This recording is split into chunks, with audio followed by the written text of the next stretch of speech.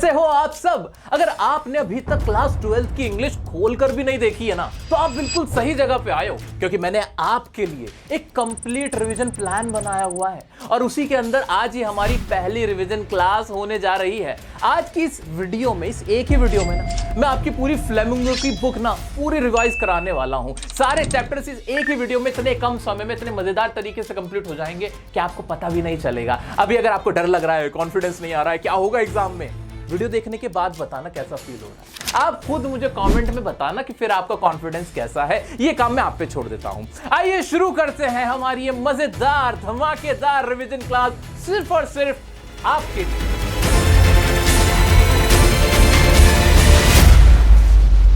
मेरे प्यारे दोस्तों, रिवीजन शुरू करने से पहले आप एक कॉपी और पेन लेके बैठ जाएं। जो मैं आपसे कहूं ना लिखने के लिए, बस वो लिखते जाना और एंजॉय करना क्लास को। भाई हमारा पहला चैप्टर है द लास्ट लेसन। जैसे कि इसके नाम से ही पता चल रहा है, लास्ट लेसन यानी आखिरी लेसन। अब ये ना आप बहुत आसानी से कनेक्ट कर सकते हो।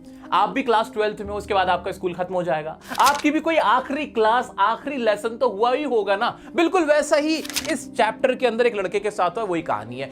तो हम कोई भी जो चैप्टर रिवाइज करेंगे ना, उसमें हम एक स्ट्रेटेजी यूज करेंगे। उस स्ट्रेटेजी का नाम है पहले मोटा मोटा और फिर छोटा छोटा। हाँ जी, पहले मोटा मोटा देखते हैं कि कहानी है क्या।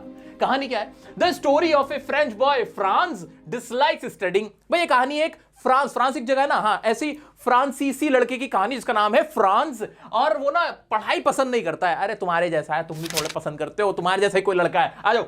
Hates his French teacher M Hamel. अब टीचर का नाम क्या है? M Hamel. उनसे वो नफरत करता है क्योंकि वो बिल्कुल पसंद नहीं करता उनको, उसे पढ़ने का शौक ही नहीं है। आ जाओ। One morning he was in fear, didn't learn rules of participle. अब participle जैसे इंग्लिश में होते हैं ना, ऐसे फ्रांस लैंग्वेज में भी होते हैं, फ्रेंच लैंग्वेज में भी होते हैं। तो एक बार ना, एक सुबह ना, वो स्कूल जाते हुए डर रहा था क्योंकि उसने होमवर्क नहीं किया हुआ था, उसको उसका डर लग रहा था। फिर क्या होता है? रीच्ड स्कूल जाता है, फाउंड फ्रेंच इज बैन, और उसे पता चलता है, जब स्कूल जाके पता चलता है कि यहां तो अब फ्रांसीसी भाषा पे प्रतिबंध लगा दिया गया है। हिटलर के जमाने की बात है ये। आगे आ जाओ। M Hamel blamed everyone for not learning French. फिर क्या होता है इसके अंदर? फिर जो एम हेमिल जो टीचर हैं, वो क्लास में सबसे पेरेंट्स से और बच्चों से कहते हैं कि भाई देखो, पहले तुम पढ़े नहीं और अब ना तुम्हारी फ्रेंच भाषा पर ही प्रतिबंध लग गया, अब तुम पढ़ सकते नहीं। तो ये उन्होंने इसमें बताया। फिर आगे क्या होता है? जो M Hamel told the importance of mother tongue, वो बताते हैं कि भाई जो तुम्हारी मादरी भाषा होती है, तुम्हारी मातृभाषा होती है, वो बहुत इंपॉर्टेंट होती है, तुम्हें उसको संजो के रखना चाहिए। अब तो बैन हो गई, लेकिन भूलना मत, ये तुम्हारे लिए बहुत प्रिय है, तुम्हारे लिए बहुत अजीज है। ये सारी बातें एम हेमिल बताते हैं। कुल मिला के, टोटल मिला के इस चैप्टर में यही है, इसके अलावा कुछ नहीं है। मोटा मोटा समझ लिया ना? अब छोटा छोटा समझ लेंगे, और जो वर्ड मैं इंपॉर्टेंट बोलूं उसे याद रखना है बस। चलो शुरू करते हैं। This is the story of A French boy named France. ये तो हमें पता है कि फ्रांस जिसे बोल सकते हैं हम, फ्रांस नाम के एक लड़के की, फ्रांसीसी लड़के की कहानी है ये। ही डिसलाइक्स स्टडिंग फ्रेंच। उसे फ्रेंच पढ़ना पसंद नहीं था। डिसलाइक वर्ड इंपॉर्टेंट है, याद रखना है। क्या डिसलाइक करता था?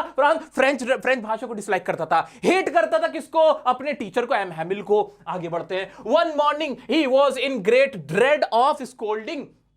उसको ना स्कोल्डिंग मतलब डांटना, उसको ग्रेट ड्रेड था, मतलब डर था। किस चीज का? डांट का, कि मेरी डांट पड़ेगी। क्यों पड़ेगी? आगे देखते हैं। As he did not learn the lesson on participle, क्योंकि उसने पार्टिसिपल का जो लेसन था, जो अध्याय उसको दिया गया था, वो उसने लर्न नहीं किया था। When he reached his school he found there was silence all around. जब वो स्कूल पहुंचा, when he reached the school, है ना, रीच करा उसने स्कूल को, तो वहां क्या था? There was silence. Important word है क्या? साइलेंस था। क्या था? साइलेंस था। ऑल अराउंड, चारों तरफ साइलेंस था। The students sat at their desk silently. बच्चे ऐसे डेस्क पे बैठ के साइलेंटली बैठे हुए थे, मुंह लटके हुए थे, कोई कुछ नहीं बात कर रहा था। M Hamel did not scold Franz for coming late, और एम हेमिल ने भी नहीं, उसे डांटा नहीं कि वो लेट क्यों आया था। ये बहुत पहली बार ऐसा हो रहा था। तो अभी जैसे ही आप लोग सोचोगे लास्ट लेसन चैप्टर के बारे में, तो क्या क्या वर्ड याद आ रहे हैं? कि एक तो फ्रांस था, एक एम हेमिल थे, है ना, एक फ्रेंच जो लैंग्वेज थी वो डिसलाइक करता था फ्रांस, वो हेट करता था एम हेमिल को, है ना, कुछ ऐसा ऐसे याद आ रहा है। उसको बहुत ज्यादा क्या था? फियर था। किस चीज का? स्कोल्डिंग का, क्योंकि उसने पार्टिसिपल पे होमवर्क नहीं किया था, लर्न नहीं किए थे रूल्स ऑफ पार्टिसिपल। और जब वो स्कूल पहुंचा, सब कुछ क्या था? वहां साइलेंस। He found silence. हर जगह उसे क्या मिलती है? Silence all around. बच्चे कैसे बैठे हुए थे? डेस्क पे साइलेंटली बैठे हुए थे। क्या ये इंपॉर्टेंट वर्ड याद आ रहे हैं? याद आ रहे? चल रहे हैं आगे बढ़ते, चलो जल्दी से देखते हैं आगे क्या है। हाँ जी, आगे देखो जल्दी से। He was wearing his beautiful dress which he never wore except on inspection and prize days. और जो एम हैमिल थे ना, वो बड़ी ब्यूटीफुल ड्रेस पहने हुए थे जो वो सिर्फ प्राइज के दिन, जिस दिन प्राइज बांटने होते थे तब वो पहनते थे, वो वाली उन्होंने ड्रेस पहनी हुई थी. Villagers were also present in the class. जो विलेजर्स थे गांव वाले वो भी वहां पे प्रेजेंट थे. Everybody looked very sad in the class. अब सीधी सी बात है, फ्रांसीसी भाषा पर बैन लगा हुआ होगा तो सब उदास ही तो बैठेंगे, हंसी ठिठोली तो कर देंगे, अरे वाह मजा आ गया, बैन लग गया, अब नहीं पढ़ना पड़ेगा. ऐसा नहीं होता है, ठीक है. आ जाओ. विलेजर्स वर आल्सो, वो वहां पे भी थे, सब लोग सैड दिखाई दे रहे थे क्लास में. Then M Hamel told that, M Hamel ने बताई वजह कि सब शांत क्यों बैठे, हुआ क्या है. ऑर्डर, इंपॉर्टेंट वर्ड है order. Order has come from Berlin. Order आया है बर्लिन से, यानी जर्मनी से. क्या ऑर्डर आया है? To teach only German in the school of Alsace and Lorraine. Alsace and Lorraine जहां पे फ्रांस रहता था, जो फ्रांस के अंदर जगह है उनका नाम है, तो वहां पे ये पूरा ऑर्डर पढ़ के बता देते हैं. वो कौन? एम हैमिल. कौन है वो एम हैमिल? कौन है? टीचर है. कौन से टीचर है? फ्रेंच टीचर है. वो बता देते हैं. Alsace and Lorraine, important word याद रखो, अल्सास एंड लॉरेन, ये याद रखना है. Order has come from Berlin. मेरे साथ साथ बोलो, बोलो, हम रिवीजन कर रहे हैं, बोलो बोलो मेरे साथ. Order, an order has come, order आया है, हैज कम फ्रॉम, कहां से? बर्लिन से आया. That only German will be taught in France, कि सिर्फ जर्मन ही पढ़ाई जाएगी फ्रांस में, अल्सास एंड लॉरेन में, ठीक है. Franz got shock to hear this news. वो शॉक हो गया. कौन? फ्रांस.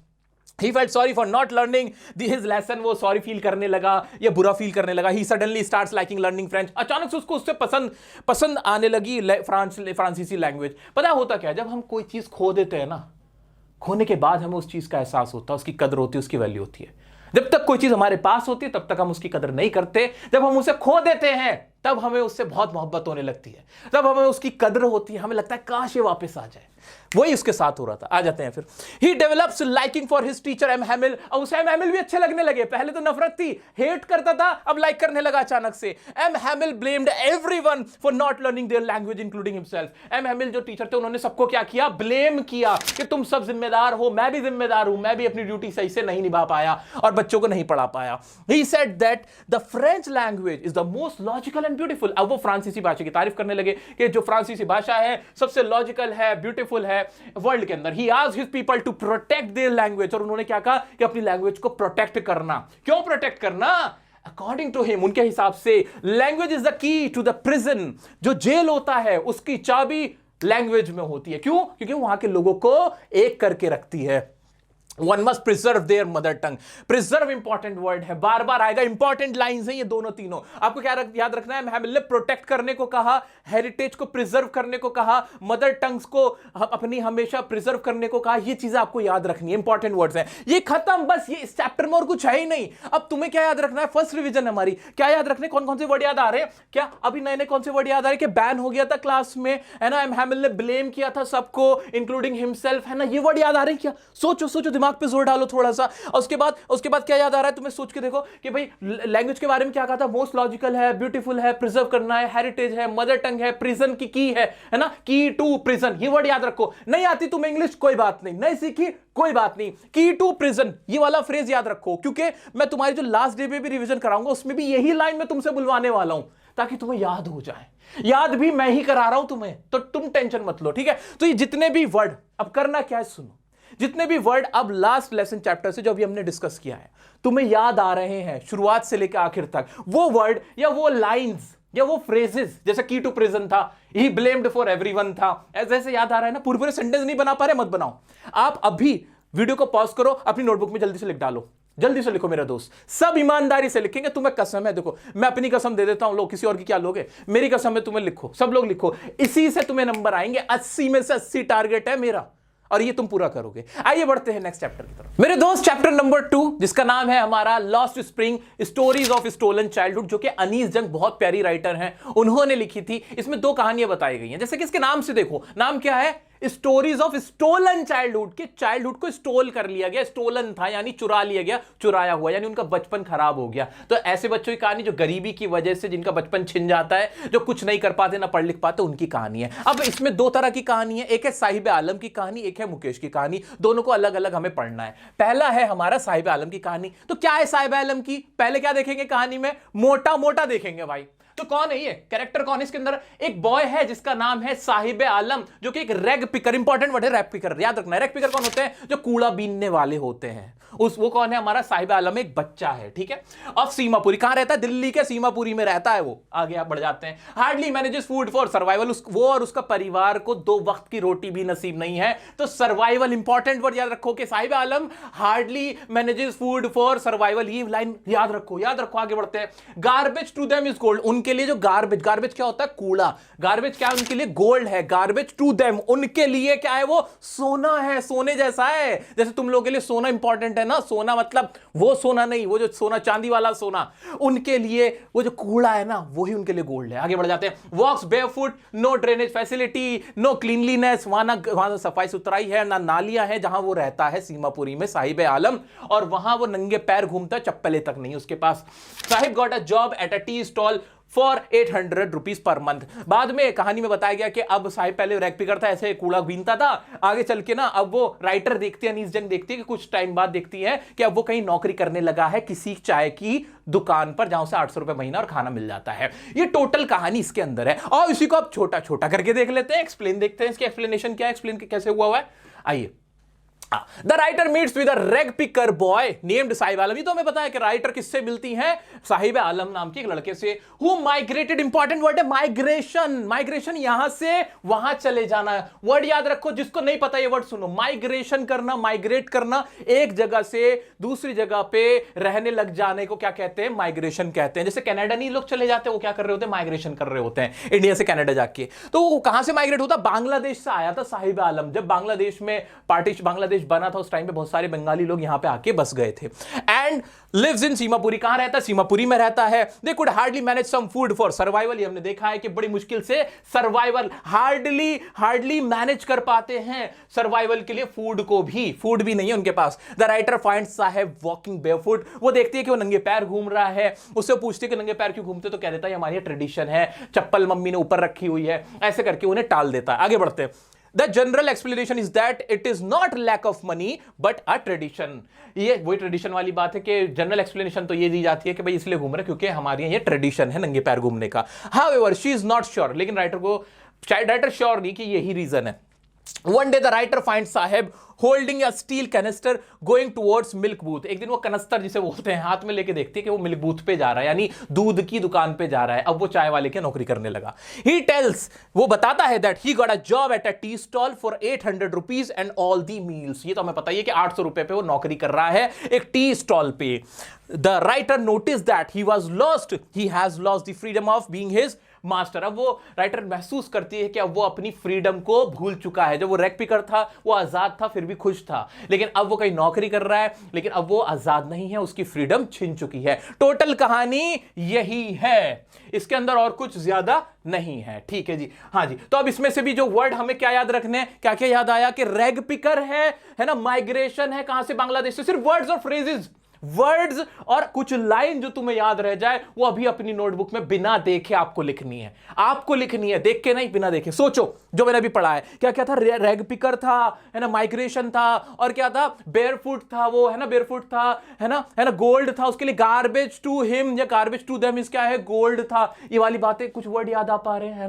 है ना, बिल्कुल याद आ रहे हैं, बिल्कुल याद आ पा रहे हैं, वेरी गुड। चलो अब पॉज करो वीडियो को, और इसके भी जो रिलेटेड वर्ड्स आपको याद रह गए हैं, जो भी याद आ रहा है, जितना याद आ रहा है, बिना देखे लिखो मेरे दोस्त। अच्छा दोस्तों, ये जो पीडीएफ है, जो मैंने अपने हाथों से पॉइंट्स लिखे हुए हैं, ये जो आंसर्स हैं, ये सारे तो मैं आपको टेलीग्राम पे दूंगा ही दूंगा। अभी डिस्क्रिप्शन में लिंक पड़ा हुआ होगा, वहां से आप आराम से इसको डाउनलोड कर लेना। लेकिन ये जो मैं आपको कह रहा हूं कि आप अपने हाथ से लिखो, वो सबसे इंपॉर्टेंट है। वो ना आपको याद कराने का तरीका है, इससे आपको ना याद रह जाएगा। एक बार लिख के देखो, फिर भूल नहीं पाओगे। ये मेरा चैलेंज है, ठीक है? तो लिखते रहना है सबको, जो मैं पॉइंट्स आपसे लिखवा रहा हूं। आगे बढ़ते हैं भाई, हमारा इसी का दूसरा पार्ट है मुकेश की कहानी। क्या है मुकेश की कहानी में? पहले मोटा मोटा देखते हैं भाई। This is the story of Mukesh who works at A bangle factory. वो फिरोजाबाद में एक बैंगल फैक्ट्री में, चूड़ी के कारखाने में काम करता है मुकेश। उसकी कहानी है फिरोजाबाद के अंदर। हैजर्डस प्रोफेशन है, इफेक्ट्स द आईज बैडली। ये जो प्रोफेशन इंपॉर्टेंट वर्ड है, हैजर्डस। बार बार आंसर में लिख के आना है तुम्हें ये वर्ड, हैजर्डस। अब ये ना कैसा है? खतरनाक है, जानलेवा है, नुकसानदेह है। इससे क्या हो जाता है? आंखों की रोशनी भी चली जाती है, बहुत बुरा प्रभाव पड़ता है। हैज अ ड्रीम, किसका ड्रीम है ये भाई? ये मुकेश का क्या ड्रीम है? एक बिकमिंग कार मैकेनिक। उसका सिर्फ सपना ही इतना है कि कार मैकेनिक बनूं, बस मैं किसी तरह कार ठीक करने वाला बन जाऊं। Bangle makers are compelled to live a miserable life. जो बेंगल मेकर है, चूड़ी बनाने वाले, वो कैसी जिंदगी जी रहे हैं? बहुत ही दयनीय, बहुत ही बेचारे बुरी जिंदगी वहां पे जी रहे हैं। ये तो मोटा मोटा था। इस चैप्टर में, इस कहानी में इससे ज्यादा कुछ नहीं बताया गया है। आओ इसका अब लॉन्ग आंसर देखते हैं, पूरा डिटेल में देखते हैं। This is the story of a boy named Mukesh. की मुकेश की कहानी है, हु लिव्स इन फिरोजाबाद। ये तो तुम्हें भी याद हो गया होगा कि नहीं याद होगी? नहीं, ये वाली लाइन हो गई। आगे बढ़ते हैं। Which is famous for bangle making industry. जो कि फेमस किसके लिए? बैंगल मेकिंग के लिए। This profession is a hazardous one. ये प्रोफेशन कैसा है? हैजर्डस। ये तो तुम्हें समझ में आ चुका है। स्पेलिंग ध्यान से देख लेना, मेरे वो बालक जिनको स्पेलिंग में दिक्कत रहती है, ध्यान से पढ़ लो। आ जाते हैं। The workers have to work in furnaces. Furnaces important word है। फर्नेस बोलते हैं भट्टी को। चूड़ियां भट्टी में बनती है। भट्टी का मतलब एक इतना बड़ा एक जगह होती है, पत्थर की बना देते हैं, उसके अंदर आग लगा देते हैं और सेकते हैं चीजें।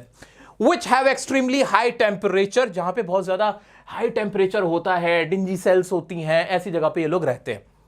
The cells are dingy without air और लाइट। वहां पे ना हवा का पास है ना पानी का पास है, वहां रहते हैं। ये इंपॉर्टेंट वर्ड है ये सारे। विदाउट एयर और लाइट है वहां जगह पे। द डस्ट आती है from polishing the glass of Bengal affect the eyes badly. जब ऐसे पॉलिश कर रहे होते हैं ना, तो उसका डस्ट आंखों में घुसता है और लोग अंधे भी हो जाते हैं। आगे बढ़ते हैं। And often causes blindness. Mukesh is different from his family. Mukesh अपनी फैमिली से डिफरेंट है। क्यों है? He has a dream of becoming. क्या ड्रीम था उसका बताओ? अच्छा, हम लोगों ने पहले पढ़ा था, कार मैकेनिक बनने का। किस चीज का ड्रीम है? Car mechanic. एग्जाम में यही से क्वेश्चन उठ के आने, यही होंगे, यही लाइन तुम्हें लिखनी होंगी। ये जो आंसर नहीं है, ये मैं पेपर लीक हो रहा है तुम्हारा, क्योंकि यही आंसर तुम्हें वहां लिखना है। जो ये लिख देगा, जो इतनी बातें लिख देगा, बहुत अच्छे नंबर लेके आएगा। अब इससे रिलेटेड इंपॉर्टेंट वर्ड दिमाग में घुमाओ, अभी घुमाओ। हैजर्डस प्रोफेशन है, बेंगल मेकिंग में काम करता है, और वहां पे सेल्स कैसी हैं? डिंजी सेल्स हैं, विदाउट एयर और लाइट है ना। जो फर्नेसेस हैं वो कैसी होती है? फर्नेसेस विद हाई टेम्परेचर होती हैं। Often causes blindness. अक्सर क्या हो जाता है? ब्लाइंडनेस हो जाती है। क्या ये वाले वर्ड याद हो रहे हैं ना? चलो इसको खत्म करते हैं हम। He wants to go। जो मुकेश है, कहां जाना चाहता है? गैरेज में जाना चाहता है। लर्न कार रिपेयरिंग, और कार मैकेनिक या कार रिपेयरिंग का काम सीखना चाहता है। The Bengal makers couldn't organize themselves because of the fear of being beaten and harassed by the police। ये भी इंपॉर्टेंट क्वेश्चन बनता है यहां से भी। मैंने बहुत बार देखा ये क्वेश्चन बनते हुए। भाई जो बेंगल मेकर्स हैं वो हमेशा हरास किए जाते हैं, उनको प्रताड़ित किया जाता है। वो कभी खुद को ऑर्गेनाइज नहीं कर पाए, क्योंकि पुलिस वाले उनको बहुत मारते पीटते हैं। जो पॉलिसी मेकर है वो लोग, नेता लोग भी उनको परेशानी करते हैं। They are compelled to live a miserable life due to the sahukars, middleman, policeman, bureaucrats and the politician. सबसे इंपॉर्टेंट लाइन इस चैप्टर की यही है। इसी के ऊपर क्वेश्चन पूछ लेगा कि बताओ उनकी जिंदगी क्यों नहीं संवर पाई। तो ये लाइन याद रखनी है कि भाई उनकी लाइफ इसलिए संवर पाई क्योंकि वो खुद को ऑर्गेनाइज नहीं कर पाए। क्यों नहीं कर पाए? क्योंकि जो साहूकार से पॉलिटिशियंस हैं, जो स्ट्रेटेजी मेकर्स हैं, जो पुलिस वाले हैं, वो सब लोग क्या हैं? वो सब ना उनका हरेसमेंट करते हैं, वो उनको मारते हैं, पीटते हैं। तो इसी के ऊपर आपको अपनी तरफ से 2-3 लाइन और बढ़ानी पड़ेगी, और ये आपका क्वेश्चन का आंसर बनेगा। तो अब इंपॉर्टेंट क्वेश्चन है एग्जाम के पॉइंट ऑफ व्यू से भी। पॉज करो वीडियो, जो वर्ड्स ऑफ फ्रेजेस याद हो रहे हैं लिखो, बिना देखे लिखो। चैप्टर नंबर 3, डीप वाटर, गहरा पानी। यानी गहरा पानी मतलब भी समझ में आ रहा है कि पानी के किसी डर से रिलेटेड ये कहानी है। क्या है ये कहानी? देखते हैं पहले मोटा मोटा। The writer has a fear of water. Writer को फियर है पानी का, बचपन से पानी का फियर है। दरअसल ये एक जज साहब थे पुराने, उन्होंने अपनी कहानी लिखी थी, अपनी किताब में उन्होंने मेंशन किया कि कैसे उन्हें पानी से डर लगता था, फिर कैसे उन्होंने इस डर पे मुक्ति पाई, कैसे इस डर को दूर किया। ये पूरी टोटल कहानी। आओ पहले मोटा मोटा समझा देता हूं। भाई कैलिफोर्निया में बचपन में जब अपने पिताजी के साथ बैठे हुए थे बीच पे, वहां से एक लहर आई थी और उनको गिरा दिया था, और वो पानी में एकदम डूब से गए थे। तो तब से उनको डर बैठा था। उसके बाद फिर उनके साथ क्या हुआ? उन्होंने YMCA पूल ज्वाइन किया था। एक पूल था, स्विमिंग पूल था। वहां गए, वहां पे एक बिग बॉय आया, एक बड़ा सा लड़का आया, और उसने उठा के उनको पानी में शरारत में फेंक दिया। वो बिल्कुल डूबने ही वाले थे, एकदम बेहोश हो गए थे। तो यहां से उनके अंदर पानी का डर बैठ गया था। फ्यू इयर्स लेटर लेकिन बाद में उन्होंने कहा यार ऐसे थोड़ी चलेगा, मुझे बोटिंग करनी है और भी बहुत सारी चीजें करनी है, तो वो कैसे कर पाऊंगा मैं? तो उन्होंने एक इंस्ट्रक्टर को रखा, get an instructor, put a belt around. फिर इंस्ट्रक्टर ने एक बेल्ट उनके कमर पे बांध दी थी। 5 दिन हफ्ते में वो क्लास करने लगे थे। उसके बाद क्या होता है? उन्होंने उसको सिखाया राइटर को कि कैसे सांस लेना है, कैसे सांस छोड़ना है। उसकी प्रैक्टिस करते थे 100 बार। उन्होंने उसकी प्रैक्टिस करनी शुरू करी, और उसके बाद वो तैराकी करना सीख गए। ये टोटल कहानी है। ठीक है, समझ में आ गई ना? पहले तैराकी नहीं आती थी, पानी से डर लगता था, इंस्ट्रक्टर रखा और सीख लिया। जैसे तुम्हें इंग्लिश नहीं आती ना, नहीं आती, इंग्लिश से बहुत डर लगता है, तुमने मुझे रख लिया, मुझसे सीख लिया, इंग्लिश बोलना सीख गए, इंग्लिश समझना सीख गए, खत्म बात। ये चैप्टर ये, इसमें और कुछ भी नहीं है। आओ चलो देखते हैं। अब देखते हैं डिटेल में। The writer tells about his fear of water and how he conquered it. Important word है कॉन्कर करना, उस पे जीत हासिल करना। तो ये कहानी किस चीज की है? Fear of water, fear of water. एक और फियर था, किसको था फियर? वो फियर था उसको था, वो फियर था डांट का, स्कोल्डिंग का फियर था। किसको? हमारे फ्रांस को, क्योंकि उसने पार्टिसिपल का होमवर्क नहीं किया था। याद कर पाए? कनेक्ट कर पा रहे हो? कनेक्ट किया करो, याद रहेगा, लंबे समय तक याद रहेगा, भूलोगे नहीं। When he was 3 or 4 years old, he would go to the beach in California with his father. California में अपने फादर के साथ वो बीच पे गए हुए थे। वो कहानी पता है हमें। The waves knocked him down. Wave आई और knocked him down कर दिया, waves आई और knocked him down कर दिया, ऐसे करके। And knocked him down and swept over him, और उनके ऊपर से होकर निकल गई। He got frightened, हो गए, fear हो गया, frightened हो गए। And a fear of water develops in his mind, अपने माइंड के माइंड में fear of water बैठ गया। A few years later, कुछ साल बाद, he joined YMCA swimming pool। YMCA swimming pool उन्होंने ज्वाइन किया, where he was thrown into the pool by another boy, जहां पे वो बिग बॉय ने, 18 साल का एक लड़का था, उसने उनको डुबा दिया था। He tried hard to come up but couldn't do so। ऊपर आने की कोशिश करी लेकिन ऊपर नहीं आए। It almost drowned him। He experienced death closely। वो बिल्कुल डूबने ही वाले थे, उन्होंने मौत को बिल्कुल करीब से छूकर देखा था, मौत को छू के टक से वापस, ठीक है, वो इसके साथ हुआ था। तो अब इसमें क्या क्या सोचना है? कैलिफोर्निया याद आ रहा है कि नहीं? बिल्कुल याद आ रहा है। फियर ऑफ वाटर याद आ रहा है, हाँ, ड्राउन हो गए थे, YMCA पूल ज्वाइन किया था, वहां बिग बॉय आया था, उसने थ्रो कर दिया था उन्हें, है ना, he threw him into the water, he was almost died, है ना। इस तरीके से याद हो पा रहा है? ये इंपॉर्टेंट वर्ड्स हैं, इंपॉर्टेंट लाइंस है जो आपको याद करनी है। आगे बढ़ते हैं। फिर क्या हुआ? He had developed phobia of water. Frightened थे, फियर था, और अब आ गया फोबिया। फोबिया मतलब भी डर होता है, तो उनको पानी का फोबिया हो गया था। It deprived him, important word है, डिप्राइव कर दिया, मतलब उस चीज से महरूम कर दिया। अब वो उस चीज का मजा नहीं ले पाते थे, उनसे दूर हो गए थे। किससे deprived him? Of the Joy of canoeing, boating and swimming. और स्विमिंग वगैरह नहीं कर पाते थे, बोटिंग कैनोइंग वगैरह नहीं कर पाते थे, उनको ये चीज मिल नहीं पा रही थी, तो वो परेशान थे। So he decided to overcome his fear. Overcome करना, फियर, इंपॉर्टेंट वर्ड है, ओवरकम। तो उन्होंने फैसला किया कि मैं अपने फियर को ओवरकम करूंगा। कैसे? He got an instructor. उन्होंने एक इंस्ट्रक्टर रख लिया एंड स्टार्टेड लर्निंग स्विमिंग, और उन्होंने स्विमिंग स्टार्ट शुरू कर दी सीखनी। The instructor put a belt around him, उसने पुट अपने एक बेल्ट उनके चारों तरफ ऐसे बांधी, and a rope attach to it, एक रोप लगा दी कि हाँ भाई डूबोगे तो मैं खींच लूंगा तुम्हें। He taught how to put his face under the water, वो बताने कि कैसे फेस अंदर जाना है, पानी के अंदर कैसे जाएगा, इनहेल एंड एक्सहेल कैसे होगा।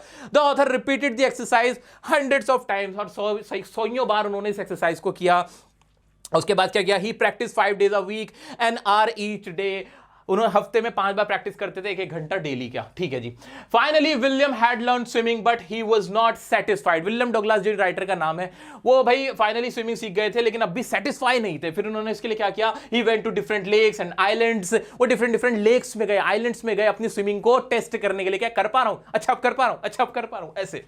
At last he repeated the feet of Doc Copron by diving in the warm lakes and swam across। तो उन्होंने एक जो जिनका नाम है भाई साहब का, इनका डॉग कॉर्परन जिनका नाम है, उस लेक में गए, वहां पे उन्होंने रिकॉर्ड बनाया, वहां पे स्विमिंग करी।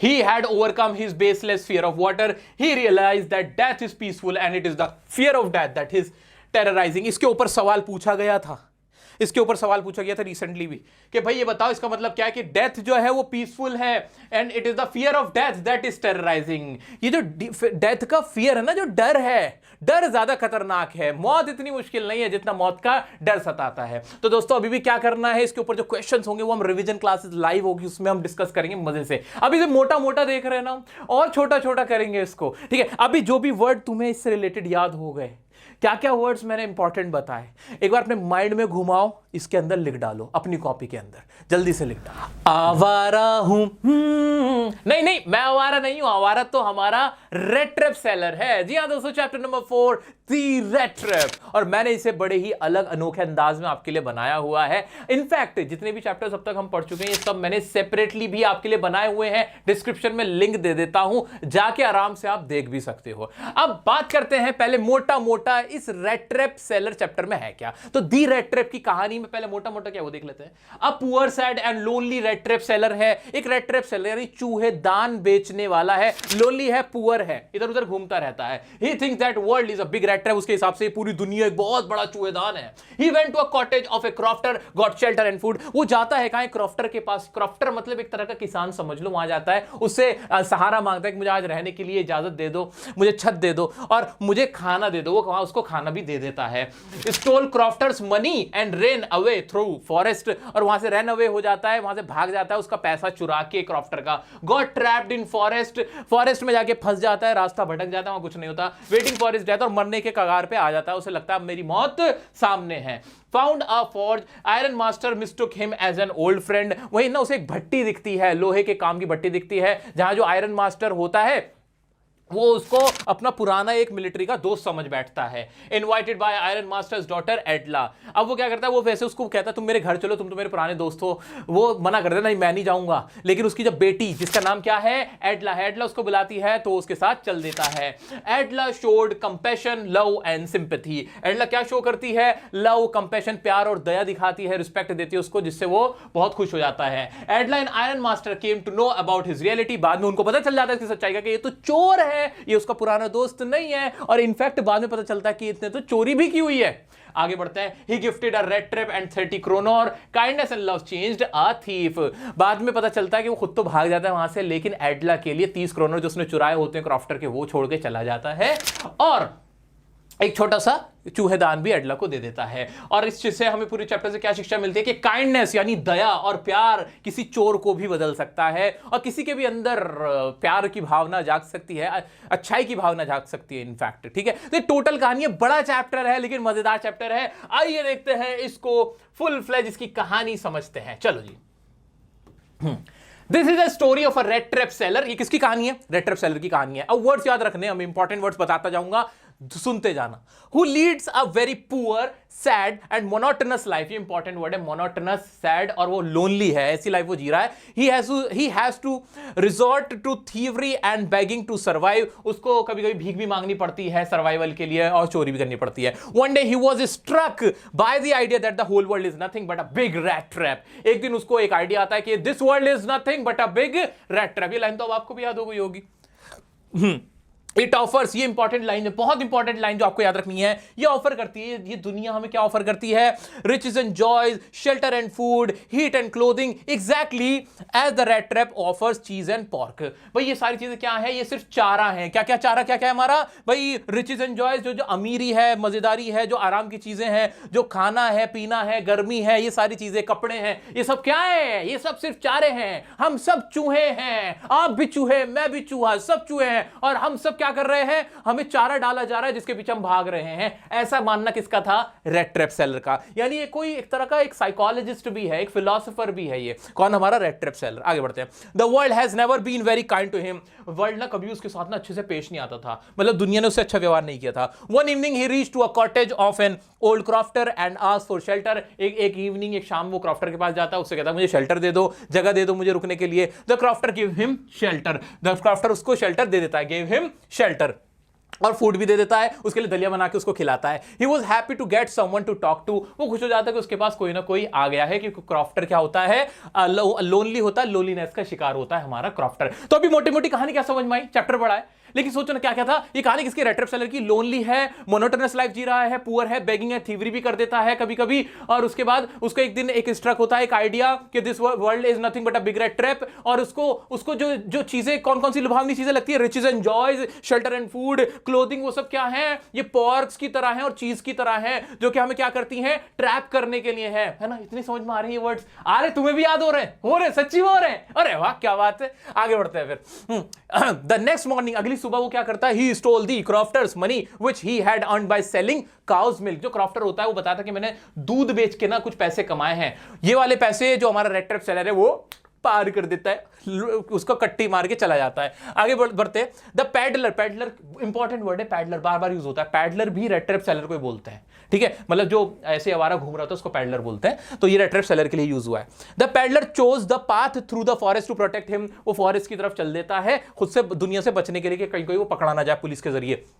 Protect himself but soon found himself in the dense forest. Dense मतलब घना जंगल, इंपॉर्टेंट वर्ड है, लेकिन खुद को घने जंगल में पाता है और वो अपनी मौत का इंतजार करने लगता है। He heard a sound of hard regular thumping and found a forge. और वो ऐसे थम थम थम थम, उसको फिर मरते मरते ना उसे याद आती है आवाज कहां से आ रही है, उसे भट्टी से आवाज सुनाई देती है। He asked for shelter but the iron master mistook him as an old friend. वो वहां पे शेल्टर के लिए जाता है कि मुझे जगह दे दो ना रहने के लिए, लेकिन आयरन मास्टर सोचता है अरे नील सोलोफ ये तुम हो, ऐसे करके वो सोचता है नील सोलोफ है, यानी मेरा पुराना मिलिट्री का दोस्त है। He invited him to his house, मेरे घर चलो ना तुम, वो उसको ऐसे इनवाइट करता है। The peddler rejected the offer, वो कहता है नहीं मैं नहीं जाऊंगा, मैं क्यों जाऊं, मैं तो तुम्हें जानता ही नहीं। अरे ये ऋतिक रोशन कहां से आया, सॉरी आगे बढ़ते हैं, ओके मैं नहीं जाऊंगा, ये ऐसा बोल देता है और जाने से मना कर देता है। उसे फियर होता है, क्यों मना करता है, fear of being caught, fear of being caught, fear of being caught. नहीं वीडियो नहीं अटकी, मैं बार बार बोल रहा हूं, ठीक है। तो फियर ऑफ बीइंग कॉट होता है उसको कि कहीं मैं पकड़ा ना जाऊं, इंपॉर्टेंट लाइन है, fear of being caught, that's why he rejected iron master's offer,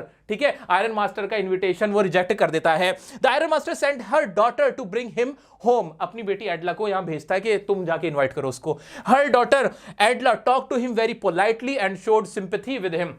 जो उसकी बेटी होती है वो बड़े प्यार से पेश आती है, उससे बड़े दया भाव से बात करती है, उसको इज्जत देती है। कैप्टन आप हमारे साथ चलें, हम बहुत अच्छे से प्यार से बात करती है और उसको मना लेती है। She called him captain and offered him a fur coat भी देती है, कैप्टन कह के बुलाती है। The peddler accepted the offer, फिर कहता है नहीं आप, मैं तो पहली बार में ही चल देता, आप पहले आ जाती। But when he reached him home, मतलब वो यहां पिघल गया था, कुल मिला के बात ये थी। But when he reached home and got ready he got caught, लेकिन जैसे वो जाता नहाते धुलाते तो कहते हैं ये तुम तो नील सोलोफ नहीं हो, ये क्या तमाशा लगा रखा है। वो गुस्सा होता है, कौन, the iron master got angry at him and asked him to leave, निकल जाओ यहां से, दफा हो जाओ, get lost from my house, ऐसे बोलता है वो। But Edla stopped him and showed compassion, वो कहती है नहीं रुक जाइए पिताजी, इनको यहां रुकने दीजिए, ऐसा बोल देती है। She convinced her father to allow peddler to celebrate Christmas together, Christmas का त्योहार है मिलके मनाएंगे, होली है, ऐसे करके वो उसको मना कर देती है, अपने पिताजी को मना लेती है कि उसको यहां ठहरने दें। The next day after Christmas, जो अगले दिन होता है ना क्रिसमस का, तब क्या होता है, the iron master and his daughter visited the church, वो चर्च के लिए निकल जाते हैं। They came to know that a man with the rat traps had stolen money from a crofter, वहां जाके चर्च में जाकर उनको पता चलता है कि एक आदमी था जिसने क्रॉफ्टर की had stolen money from crofter, वो 30 करोड़ चुरा लिए। वो समझते हैं कि वो तो हमारे ही है रेड ट्रैप सेलर, ठीक है ठीक है। They started repenting but found that the peddler gifted a small rat trap to Edla. वो एक दूसरे को कहने लगते हैं, और वो उसका पिताजी कहने लगता है और रोको उसको अपने घर में। नहीं पिताजी मेरी गलती थोड़ी थी, उन्हें लगता है वो हमारे घर से भी माल साफ करके चला गया होगा। लेकिन जब वो घर आते हैं तो क्या देखते हैं, she found a letter of thanks and the stolen money inside the rat trap. He thanked Edla for her kindness and requested her to return the stolen money to Crofter. लेकिन वो जाके देखते हैं कि एडला के लिए जो रेड ट्रैप सेलर था has gifted something to एडला, जिसके अंदर क्या था, इनसाइड द बॉक्स क्या था, एक छोटा सा एक स्मॉल रेड ट्रैप था विद अ नोट, इसमें एक नोट लिखा हुआ था जिसमें लिखा हुआ था कि 30 क्रोनर क्रॉफ्टर को दे देना और उससे कहना ऐसे ना यूं ऐसे चारे की तरह पैसे लटका के ना रखा करे, इससे ना हम जैसे लोगों का ना ईमान खराब होता है, ऐसा वो बोल देता है। तो यहां पे ये कहानी खत्म होती है हमारी किसकी जी, हमारे रेड ट्रैप सेलर की। ये था हमारा रेड ट्रैप सेलर। चैप्टर बड़ा है लेकिन इससे मजेदार चैप्टर मुझे लगता है तुम्हारी पूरी फ्लैमिंगो में नहीं है। सबसे मजेदार, सबसे इंपॉर्टेंट, सबसे प्यारा सा चैप्टर ये है। ये रहा आपका रेड ट्रैप सेलर। तो बड़ी मजेदार वीडियो, ये जरूर देखना यार, ये वाली जरूर देखना, तुम कोई देखो ना देखो, ये अलग से जब मैंने बना रखी है देखना जरूर, मजे बन जाएंगे तुम्हारे। और फिर वही काम करो, पॉज करो वीडियो को, इंपॉर्टेंट वर्ड्स और फ्रेजेस जो मैंने याद दिलाए, वो बीइंग कॉट वाला, फियर ऑफ बीइंग कॉट वो भी, और जो भी इंपॉर्टेंट वर्ड्स मैं आपको बताता चला गया, जो अभी आपको याद आ रहे हैं ना अपने माइंड में, उन्हें लिख डालो, उन्हें एक जगह लिखो, उन्हें एक जगह लिखो। बढ़ते हैं नेक्स्ट चैप्टर की तरफ। नेक्स्ट चैप्टर है हमारा इंडिगो। ये कहानी है गांधी जी की कहानी, हमारी आजादी की कहानी। लिखी किसने है, लुईस फिशर ने किताब लिखी थी गांधी जी के ऊपर। उसमें गांधी जी ने लुईस फिशर को क्या बताया था कि हमें आजादी कैसे मिली, उसके बारे में पूरा चैप्टर है। क्या क्या है इस चैप्टर में, आइए पहले वो देख लेते हैं। इन 1916 के अंदर गांधी जी ने अटेंड किया था आईएनसी का एक कन्वेंशन, जिसमें वहां उनकी मुलाकात हुई राजकुमार शुक्ला। इंपॉर्टेंट वर्ड याद रखो कि जैसे इंडिगो सोचो तो राजकुमार शुक्ला याद आना चाहिए। राजकुमार शुक्ला कौन है, वो एक शेयर क्रॉपर है। कहां से है वो, चंपारण बिहार से है। आगे बढ़ते हैं। Wanted him to see the plight of share croppers. जो राजकुमार शुक्ला क्या चाहते थे कि गांधी जी प्लाइट देखें। इंपॉर्टेंट वर्ड प्लाइट, प्लाइट मतलब मतलब दयनीय स्थिति, बुरी हालत जो है वहां के शेयर क्रॉपर्स की, किसानों की, वो कौन देखे? राजकुमार शुक्ला चाहते थे गांधी जी उनको उनका हालचाल देखे कि उनके साथ कितना बुरा हो रहा है, अंग्रेज कितना अत्याचार कर रहे हैं। आगे बढ़ते हैं। राजकुमार फॉलो किया, राजकुमार ने फॉलो गांधी जी के पीछे पीछे रहे। चलिए ना गांधी जी, एक बार वहां भी जाके देख लीजिए। तो गांधी जी बिजी रहते थे, बहुत सारे काम में, आजादी भी दिलवानी है, सारे लोग परेशानियां लेके आ रहे थे, तो सबको तो नहीं देख सकते थे ना। तो वहां राजकुमार शुक्ला की कंसिस्टेंसी देखकर गांधी जी इंप्रेस हो गए कि ये मेरे बेचारे ये पीछे ही पड़े, बहुत ज्यादा परेशान है, और चलो चलता हूं। फिर गांधी जी ने क्या किया? बापू मेट शुक्ला इन कलकत्ता में मिले और टुक ट्रेन, और कलकत्ता से बिहार पास में ही है, तो वो ना ट्रेन पकड़ के कहां चले गए? बिहार चले गए। बिहार में फिर कहां गए? डॉक्टर राजेंद्र प्रसाद, जो हमारे फर्स्ट, अच्छा राजेंद्र प्रसाद कौन थे? जरा कमेंट में लिख कर तो बताना, तुम्हारे जीके चेक करता हूं। डॉक्टर राजेंद्र प्रसाद के पास गए, जो कि लॉयर थे। वहां वो घर पे नहीं मिले डॉक्टर राजेंद्र प्रसाद। फिर क्या हुआ? गांधी जी गोज मुजफ्फरपुर, फिर मुजफ्फरपुर गए, वहां पे जेबी कृपलानी जो कि गवर्नमेंट प्रोफेसर थे, उनसे मुलाकात करी गांधी जी ने, डिटेल ली, नॉलेज ली कि क्या चल रहा है, क्या मैटर क्या है। He rebuked lawyers for high fee, Gandhi ji ने कहा भैया ये जो लॉयर्स हैं, जो तुम केस लड़ने के लिए, अपने ही भाइयों, किसान भाइयों के केस लड़ने के लिए तुम मोटी मोटी तनख्वाहें लेते हो, उस पर गांधी जी ने उन सबको डांटा भी। फिर क्या हुआ? Understand the problem, grow 15% Indigo on land and पे रेंट। उन्होंने प्रॉब्लम को समझा कि प्रॉब्लम क्या है। तो प्रॉब्लम ये थी कि अंग्रेजों ने कहा था कि 15% आपको जो अपनी खेती करनी पड़ेगी वो इंडिगो की करनी पड़ेगी, नील की खेती करनी पड़ेगी, और उसके बाद जो हमारी जमीन थी वो बंजर हो जाया करती थी। ये प्रॉब्लम था, और रेंट भी पे करना पड़ेगा। Gandhi ji went to British association, वहां ब्रिटिश एसोसिएशन के पास गए कि भाई देखो क्या प्रॉब्लम चल रही है। नॉट गिवन इंफॉर्मेशन, और उनको इंफॉर्मेशन नहीं दी गई कि आउटसाइडर्स को हम इंफॉर्मेशन नहीं देते, जानकारी उनको नहीं दी गई। फिर सिलसिलेवार तरीके से क्या क्या हुआ वो देख रहे हैं अभी हम कुछ पढ़ नहीं रहे, अभी सिर्फ मोटा मोटा देख रहे हैं। He was asked to leave Champaran, और अंग्रेजों ने गांधी जी से कहा कि चंपारण से निकल जाओ, आप यहां से चले जाओ। समन्ड लेटर, और उनको नोटिस भी दिया कि आप यहां से चले जाएं। He was asked to leave Champaran, people supported Gandhi ji, made authority nervous, released him, और गांधी जी पे केस चला दिया गया अदालत में। जैसे ही गांधी जी पेश हुए, लोगों ने पूरी अदालत को ही घेर लिया। लोग इतने ज्यादा आ गए कि गांधी जी ने ही कंट्रोल करवाया, वहां की जो अदालत थी वो डर गई, और बिना बेल के गांधी जी को वहां से छोड़ दिया गया। ये पहली बार हुआ था हिंदुस्तान में जहां किसी को बिना बेल के आजाद कर दिया गया था। सिविल डिसोबीडियंस सक्सीडेड, भाई सिविल डिसोबीडियंस यहां पे सक्सीडेड हुआ। सिविल डिसोबीडियंस का मतलब होता है सविनय अवज्ञा आंदोलन, के सरकार की बिल्कुल अवमानना करना, उनकी नहीं मानना। तो बिना बेल के गांधी जी को यहां से आजाद कर दिया गया। Gandhi ji met sir Edward Gait, made a commission, और गांधी जी फिर एक एडवर्ड गेट से मिले, उनके साथ कमीशन बनाई और एक नया रूल बनाया खेती का। Gandhi ji and Kasturba Gandhi helped the peasants, जो किसान थे उनकी मदद करी, जो गरीब किसान थे, बीमार थे, उनकी मदद करी। Champaran taught a lesson of being self reliant. Champaran जो जगह है, चंपारण का जो पूरा एपिसोड हुआ था, उसने हमें खुद पे निर्भर होने का एक बहुत अच्छा लेसन दिया कि हम भी अपने हक ले सकते हैं अगर हम एकजुट हो जाएं। तो ये पूरी कहानी है, बहुत बड़ा चैप्टर है इंडिगो चैप्टर। आइए, अभी तो मोटा मोटा समझा है, अब इसको थोड़ा डिटेल में समझते हैं, देखना मजा आएगा, तुम्हें भी याद रह जाएगा। आइए देखिए दोस्तों क्या है कहानी। This chapter is an extract from the book the life of Mahatma Gandhi written by Louis Fischer. तो मैं बताया कि ये क्या है, ये एक लुइस फिशर नाम के व्यक्ति था, उसने बुक लिखी थी जिसमें गांधी जी ने लुइस फिशर को कुछ बताया था। Gandhi ji told Louis Fischer about the British departure in 1916। British departure कैसे हुआ था 1916 में, इसके बारे में गांधी जी ने बताते हैं, तो हमें पता ही है। Gandhi ji attended the INC convention, met Rajkumar Shukla, peasant in Champaran Bihar, जो कि वहां के किसान थे। कौन? राजकुमार शुक्ला, वो उनसे मिले थे, तो हमें पता ही है। Initially Gandhi didn't take Shukla seriously and told him that he was busy, but he accompanied him to various places. अब गांधी जी ने पहले उनको सीरियसली नहीं लिया था, बाद में लेकिन गांधी जी इंप्रेस हो गए थे। किससे? राजकुमार शुक्ला की कंसिस्टेंसी से। इंपॉर्टेंट वर्ड है, एग्जाम में पूछा जा सकता है, आपके एनसीईआरटी का भी क्वेश्चन है ये, कि गांधी जी कैसे राजी हो गए थे। क्योंकि जो राजकुमार शुक्ला जी थे वो फॉलो कर रहे थे किसको? गांधी जी को उन्होंने फॉलो किया। राजकुमार शुक्ला फॉलोज गांधी जी, एंड इसी वजह से हमारे जो गांधी जी थे, he got impressed by the consistency of Rajkumar Shukla and convinced to go to Bihar. चलो आगे बढ़ते हैं। फिर क्या हुआ?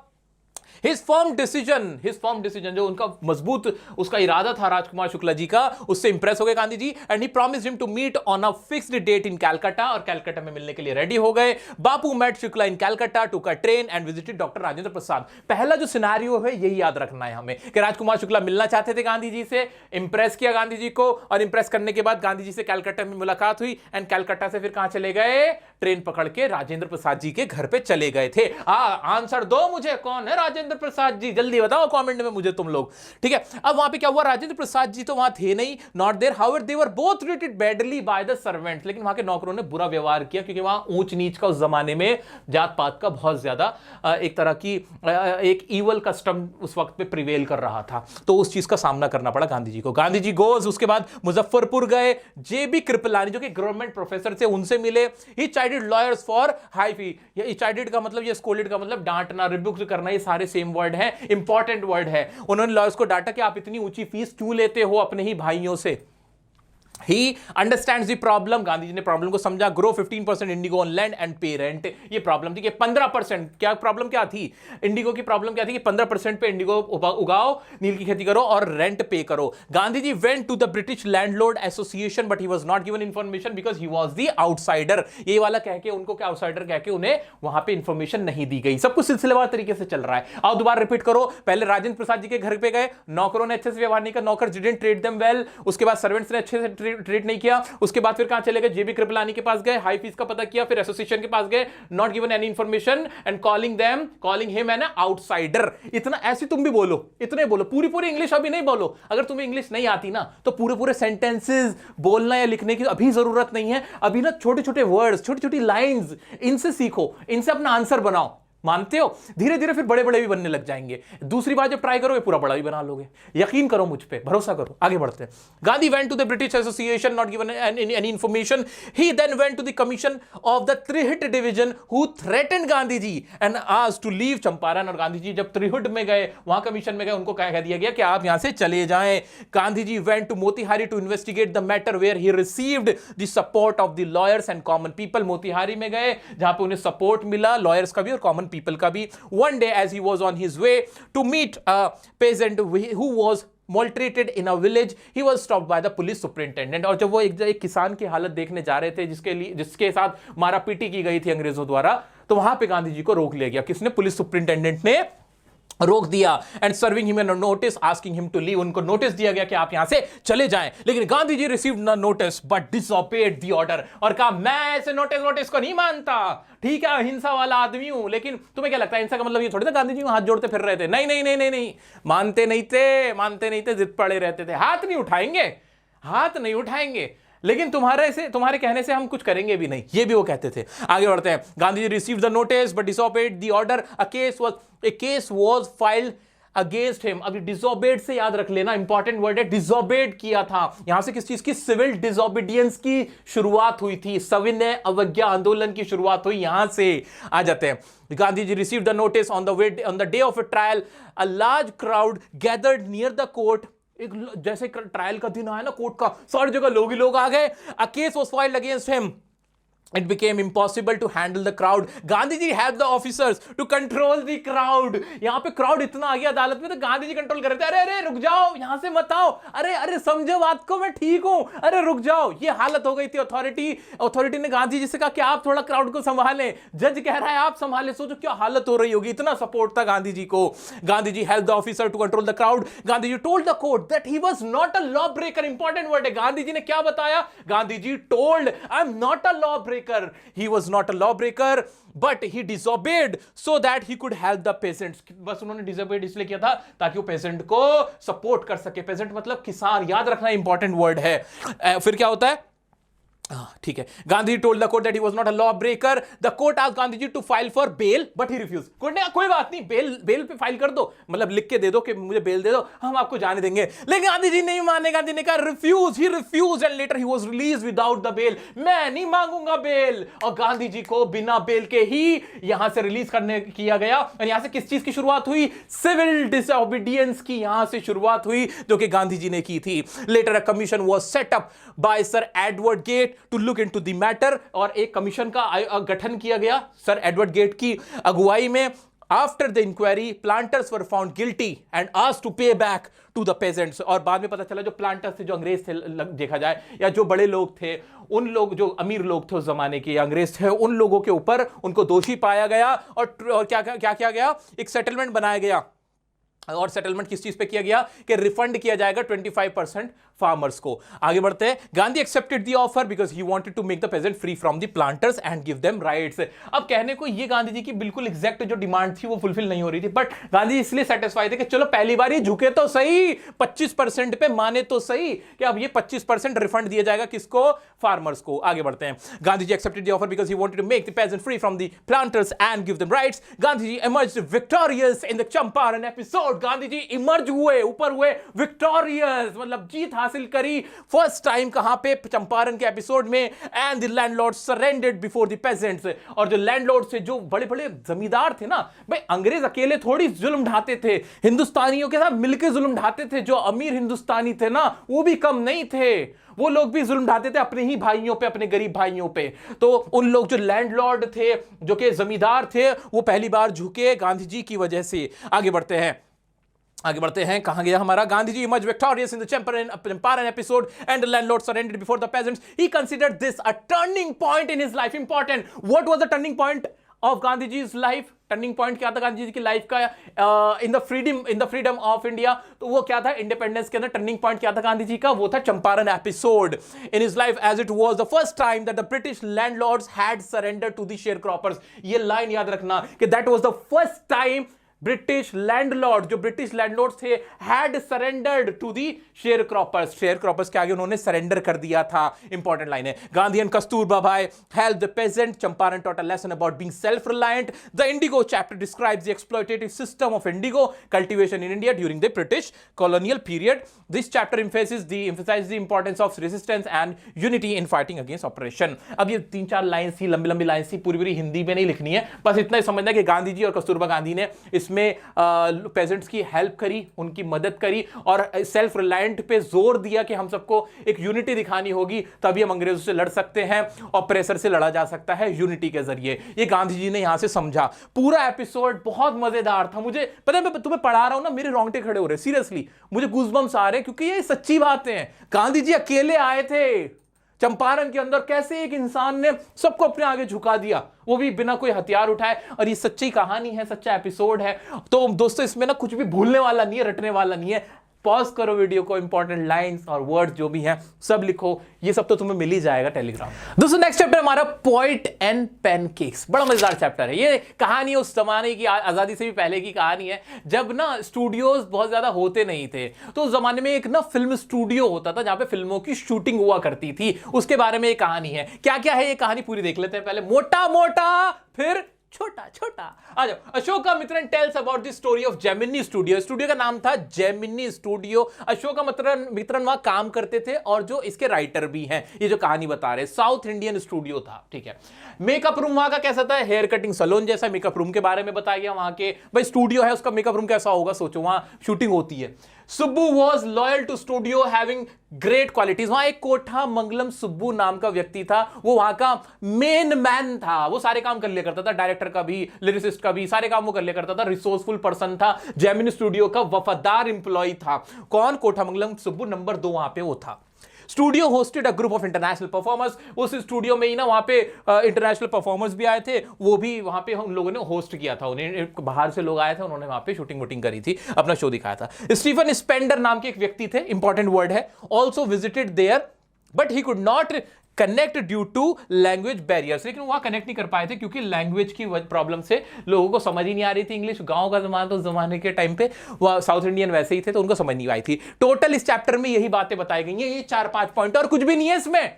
है बड़ा मजेदार, मैंने सेपरेट वीडियो भी इसकी बना रखी है। आइए देख लेते हैं चैप्टर को शुरू से। अशोकामित्रन राइटर है इस चैप्टर के। वो जेमिनी स्टूडियो में वो क्या करते थे, he was a Tamil writer, tells about Gemini studios where his work was to cut out the newspaper clippings and store them in files, और फाइल में रखना उनका इतना सही काम था कि न्यूज़पेपर होता है, अखबार लिया, उसमें से जो क्लिपिंग्स थी उनको काटा और फाइल में लगा डाला। ये काम किसका था, अशोकामित्रन साहब का। समझ में आ रहा है, जैसे ही सोचो पोएट एंड पैनकेक्स, अशोकामित्रन दिमाग में आ गए, जेमिनी स्टूडियो दिमाग में आ गया। हाँ ठीक है, आगे बढ़ो। He performed an insignificant work but he was the most well informed member.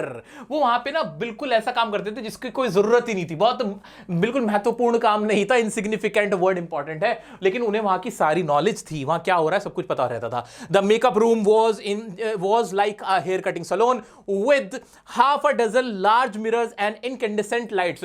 और ये इंपॉर्टेंट वर्ड है incandescent। भाई वहां का जो मेकअप रूम था ना, वहां पे बहुत सारे मिरर्स लगे हुए थे, इतनी सारी लाइट्स लगी हुई थी, ऐसी लाइट थी जो आंखों में चुभती थी, वो वाली लाइट थी। The actor and actress had to bear too many lights on their faces in makeup room। और वहां पे इतनी सारी लाइट, जो एक्टर होते थे ना, जैसा मैं यहां खड़ा हूं, मुझे भी बहुत सारी लाइट यहां फेस करनी पड़ती है, वरना आपको अंधेरा दिखेगा यहां पे वीडियो के अंदर, तो ये लाइट उनको फेस करनी पड़ती थी। आगे बढ़ते हैं।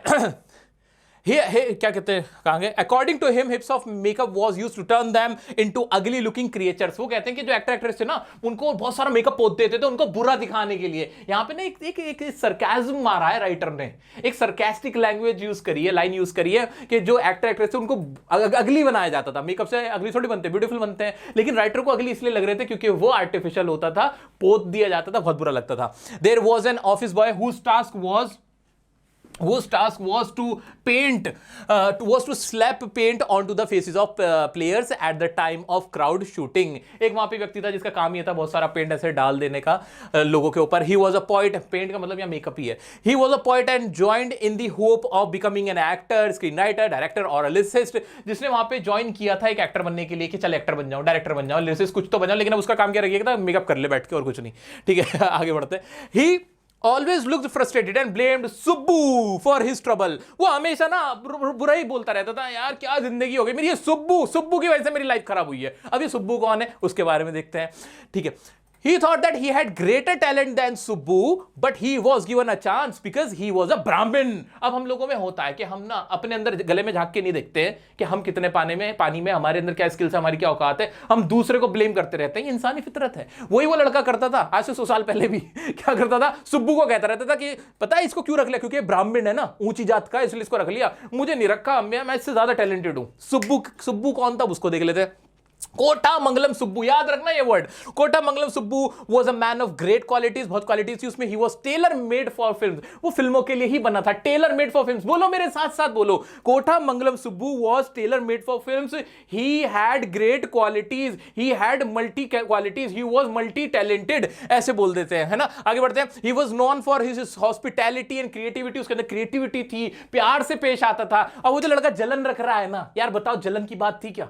सुब्बू की आदत ही इतनी अच्छी थी, सबकी हेल्प करना, सबकी मदद करना, क्रिएटिविटी उसके अंदर थी, मेहनती वो था, लॉयल वो था, कितना तो अच्छा प्यारा इंसान था सुब्बू। खामखा जल रहा है सुब्बू से ये आदमी। ठीक है, आगे बढ़ते हैं। He was a resourceful person known for his hospitality. He also did poetry भी कर लेता था सुब्बू हमारा। ही वाज लॉयल था जेमिनी स्टूडियो को और अपने बॉस के प्रति, और नंबर 2 था जेमिनी स्टूडियो में। नंबर 1 जिसका मालिक था वो, और नंबर 2 सुब्बू को ही माना जाता था। He worked for the story department with a lawyer who ended the bright career of an actress by recording her voice when she was getting angry at the producer।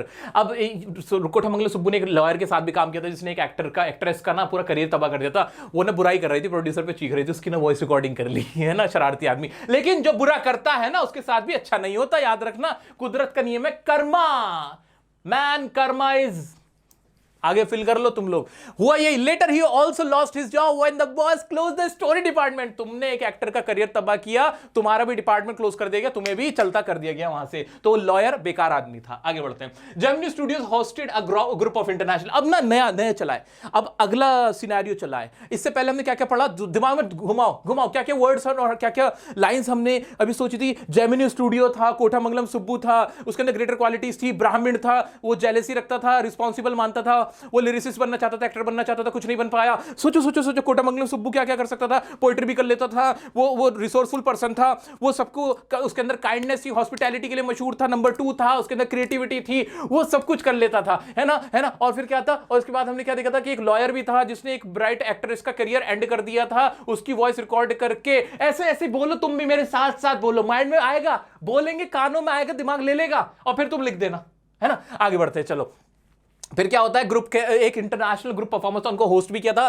There plots and messages were simple but their sets and costume were so impressive. उनके जो बाहर से आए थे तो उनके costume वगैरह बहुत इंप्रेसिव थी। The scene of sunrise and sunset of Jotham valley were used in Tamil place for many years. Another guest Stephen Spender visited Gemini studio. हमने देखा था इंटरनेशनल परफॉर्मर आए थे और उनका जिस तरह से वो सनसेट और सनराइज के सीन लेते थे वो आगे भी तमिल प्लेस में यूज किए गए। और एक और थे स्टीफन स्पेंडर, इंपॉर्टेंट वर्ड है, उन्होंने भी विजिट किया था जेमिनी स्टूडियो, लेकिन लोगों को कनेक्ट ही नहीं कर पाए थे, लोगों को इंग्लिश लैंग्वेज समझ में ही नहीं आई थी। लिंग्विस्टिक बैरियर था, इंपॉर्टेंट वर्ड है linguistic barrier. No one could identify him after few years. Ashok Mitra saw his name in a book The Encounter. He wanted to participate in a short story competition organized by The Encounter. बाद में पता चला कि वो तो बहुत बड़े writer है। जब अशोक मित्र जो खुद इसके राइटर हैं, जब उन्होंने एक मैगजीन में देखा कि वो एक बुक को देखा जिसमें नाम लिखा हुआ था कि ये बुक तो स्टीफन स्पेंडर की, तो उन्हें पता, अरे ये तो स्टीफन स्पेंडर है। इसको ऐसे समझ लो, मान लो मैं अपने जैसे अपने एरिया में कहीं जाता हूं ना, कहीं किसी गली मोहल्ले मेट्रो में कहीं मिलता हूं, तो लोग ना मेरे को पहचान नहीं पाते ऐसे नॉर्मल, मैं तो ऐसे चल देता हूं ना, बिल्कुल आवाराओं की तरह चला जाता हूं, वहां ना लोग पहचान नहीं पाते। लेकिन जब उन्हें रियलाइज, अरे तो वही है जिन्हें हम देखते हैं, बिल्कुल ऐसे स्टीफन स्पेंडर के साथ अशोक मित्रन का हुआ। अशोक मित्रन जब वो उनके घर पे आए तब तो पहचान नहीं पाए, मतलब उनके ऑफिस पे आए, स्टूडियो पे आए, लेकिन जब बाद में वो उन्होंने किताब के नीचे नाम देखा तब कहा, अरे ये तो डियर सर है, ओ माय गॉड ये तो स्टीफन स्पेंडर हैं। दोस्तों ये पूरी कहानी है जेमिनी स्टूडियो की कहानी, जिस चैप्टर का नाम है पोएट एंड पेनकेक, जो जेमिनी स्टूडियो पे ही पूरा आधारित है। अब इसके जो मोटी मोटी लाइन, जो भी वर्ड्स मैंने आपको अभी याद कराए बोल बोल के, एक बार शांत मन से खूब दिमाग दौड़ाओ और लिखो अपनी नोटबुक के अंदर। नेक्स्ट चैप्टर है हमारा दी इंटरव्यू। जो इंटरव्यू देते हैं ना हम किसी को, उसके ऊपर है। बहुत ही आसान सा सिंपल सा चैप्टर है हमारा। आप पहले मोटा मोटा देखते हैं। The author tales about the history and process of interview, के क्या हिस्ट्री है इंटरव्यू की, कब से लिया जाता है, उसके बारे में बताया गया है। Some people like it, some dislike it, कुछ लोग इसे पसंद करते हैं, कुछ लोग नहीं पसंद करते, ये बताया है। फिर एग्जाम्पल दे गया रुडयार्ड किपलिंग, जो कि एक बहुत बड़े राइटर रहे, उनका एग्जाम्पल दे दिया गया है। वो डिसलाइक्ड इंटरव्यू, जिनको इंटरव्यू बिल्कुल भी देना पसंद नहीं था। उनके हिसाब से इंटरव्यू क्या है, एक असॉल्ट है, किसी पे ना एक तरह का जिसे कहते हैं चोट मारने जैसा है, और जो ये काम करता है, इंटरव्यू लेने का काम करता है, उसको पनिशमेंट दे देनी चाहिए उनके हिसाब से। फिर इसके अंदर एक पैराग्राफ है, उसको दिखाया गया है, एक इंटरव्यू का पैराग्राफ लिया गया जिसके अंदर एक मुकुंद नाम के इंटरव्यूअर है जो इंटरव्यू ले रहे हैं, किसका, अंबर्टो इको एक राइटर है, उनका इंटरव्यू ले रहे हैं, उनकी बुक के बारे में बात कर रहे हैं। He says his books promote peace and non violence, जहां पे जो इको साहब है ना, ये कह रहे हैं कि भाई मेरी बुक्स ना पीस प्रमोट करती हैं और नॉन वायलेंस को प्रमोट करती हैं। ये बस टोटल चैप्टर, इसमें और कुछ भी नहीं है, और जल्दी से इसको खत्म ही कर देते हैं। The author opens the chapter by giving a brief overview of the interview. भाई इस चैप्टर में शुरुआत में क्या बताया गया कि हिस्ट्री और जो प्रोसेस है इंटरव्यू का, उसके बारे में बताया गया है। He mentions that interviews have been a part of journalism for over 130 years, कि जर्नलिज्म में जो इंटरव्यू का रोल है वो कब से, 130 इयर्स से। इंपॉर्टेंट वर्ड है मेरे दोस्त, कि जर्नलिज्म में इंटरव्यू का अगर सवाल आ जाए कि इंटरव्यूज का क्या सिग्निफिकेंस है जर्नलिज्म में, तो बता देंगे 130 इयर्स से इंटरव्यूज लिए जा रहे हैं, have been a part of journalism over 130 years, and that people have varying opinions about them. लोग अपने अपने इसके ऊपर ओपिनियन है। It notes that people have varying opinions. He tells us that with some viewing it highly and other disliking. कुछ लोग इसको highly recommend करते हैं, बहुत ज्यादा इसको हाईली रेट करते हैं, कुछ लोग इसको डिसलाइक करते हैं। उसके बाद फिर वो सेलिब्रिटी की बात आ जाएगी, रुडयार्ड किपलिंग की आ जाएगी। ही tells us that how the interview has become a vital arena in everyone's life and a source of truth.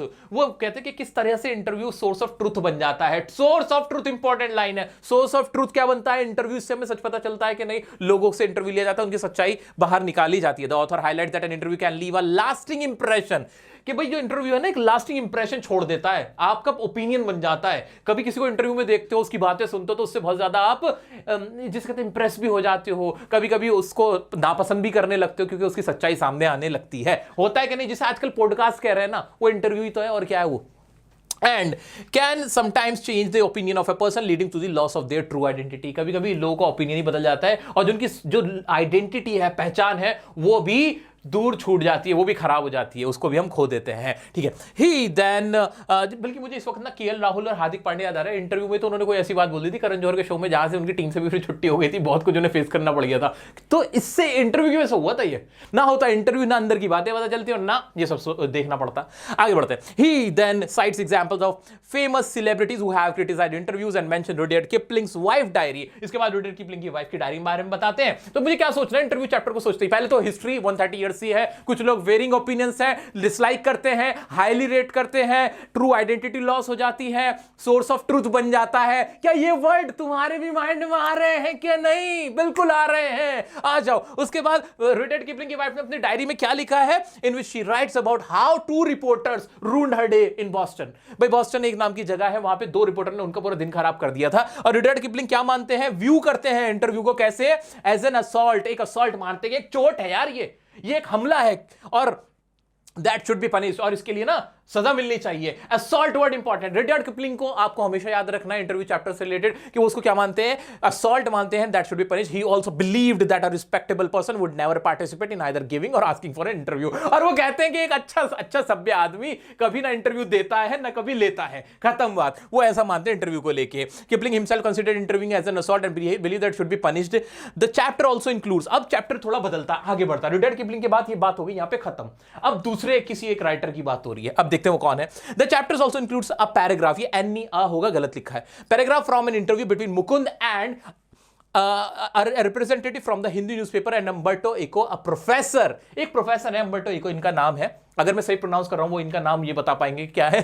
Umberto Eco professor है, कहां, यूनिवर्सिटी ऑफ इटली में, यूनिवर्सिटी ऑफ बोलोग्ना में, जो कि इटली में है। एक फेमस स्कॉलर है जो सेमायोटिक साइंस की कोई ब्रांच है उसमें काम करते हैं। Literary interpretation and medieval aesthetics, who became famous for his fiction writing, जो अपनी फिक्शन राइटिंग के लिए मशहूर। उन्होंने किताब लिखी है जो कि फिक्शनल किताब है, जो खुद ब खुद सोचा जा सकता है, जो है नहीं उसके बारे में भी सोच रहे हैं, वो वाली किताब लिखी। किसने लिखी है? Umberto Eco ने। कौन है ये? एक प्रोफेसर है, ठीक है, एक राइटर है। मुकुंद उनसे पूछता है अबाउट हिज सक्सेसफुल नॉवल, जो उनकी सक्सेसफुल नॉवल है, the focus of the interviews Eco successful novel, the name of the rose. Novel का नाम क्या है? इंपॉर्टेंट है, इंपॉर्टेंट लाइन है, important word, the name of the rose, जो नॉवल उसके बारे में पूछता Mukund. The focus of the interview which has sold over 10 million copies, उसकी बिक चुकी हैं। मुकुंद स्टार्ट करता है Umberto Eco से कि how he manages to do so many different things.